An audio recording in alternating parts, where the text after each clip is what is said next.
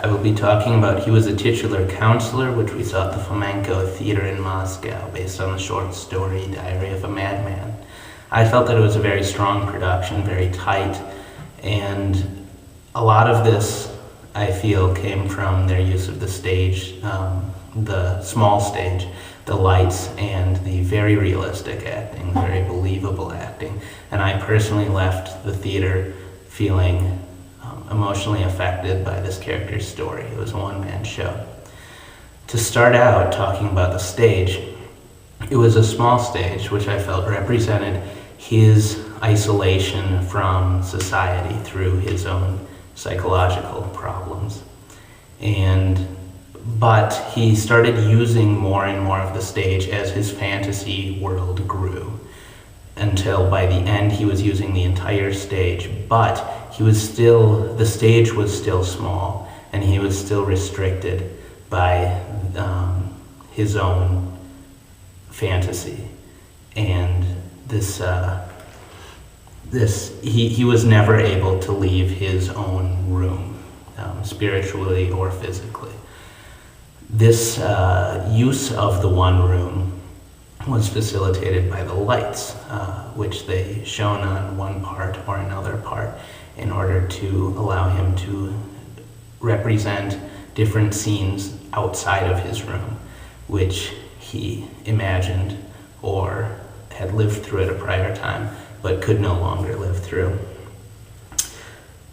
There were two times when they used strobe lights in this show too. They were either in reaction to an outburst from him, or he reacted to the strobe lights. And it wasn't entirely clear which one those were. I am inclined to think that it was him reacting to the strobe lights in a meta-theatrical technique in order to take some control from the actor in his scene, which would then take control from the character, which he never really had. And assuming that he was reacting to the use of the strobe lights, that would further reinforce this idea of his madness. A nice touch also was when they turned lights on the audience near the end, and he looked out into the audience, showing that he felt like he had this audience, he felt like he had this reality, and that through us being there, his reality was being validated, making it that much more powerful. I, however, wonder if that can be done, this technique can be done without breaking the fourth wall and making the audience break their suspension of disbelief, because he was a very, very believable character, and it was difficult for me when he addressed us directly to continue thinking of him as a real character who had real problems that I was very emotionally affected by. However, I also recognize that the director might want the suspension of disbelief to be broken. And I wonder if maybe there was a specific textual event that the director wanted to reinforce by bringing it out, addressing the audience directly and saying to us that we needed to pay attention in that way. However, I don't know if that was the intent. As for the actor himself, let's start with saying that many times for mentally ill people, like the one he was portraying, they do not believe that they are mentally ill. That's part of the scary part of it, of mental illness. And he played it in a way that showed that his character did not believe that he was mentally ill. He played his objectives and goals using Stanislavski as my own personal background. He played those completely realistically. He truly believed that he was reading the letters of the dogs. And he truly believed that he was the king of Spain. And the actor showed it in a way that you felt that that man in front of you truly believed that. And that is what made it so difficult to watch. The fact that he played it so true,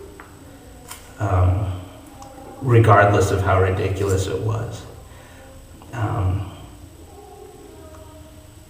And the other thing that was really interesting was with these objectives that he was playing, the way that he would approach them and the actions that he would use were just slightly more complicated ways of achieving those goals than a normal person would use.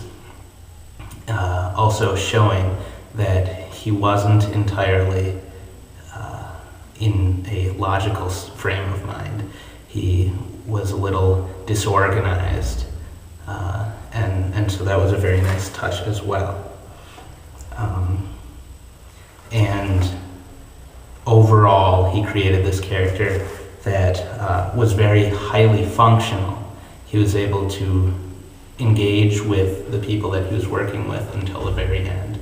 A very high level of functioning, but he had problematic affectations, and you could see that in the way that the character moved and in certain little physical gags that he did, and he had problematic beliefs about reality, which made him ultimately sort of a tragic character. I don't want to say a tragic hero, but it was almost getting there.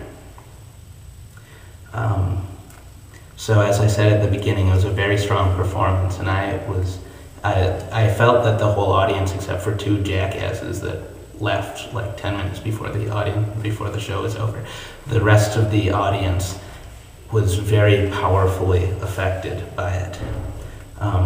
Unfortunately, the comedy of the original story, which I had really liked, was lost. And I think that was either in pursuing the goal of creating this emotional response and this appreciation of the audience's own, reality. Either they lost the humor in that, or it was because of our particular audience. And I'm not sure which that was. But overall, if the goal of the production was to make the audience think about the frailty of the human mind and appreciate their own consciousness, then, at least with this audience member, it was extremely successful.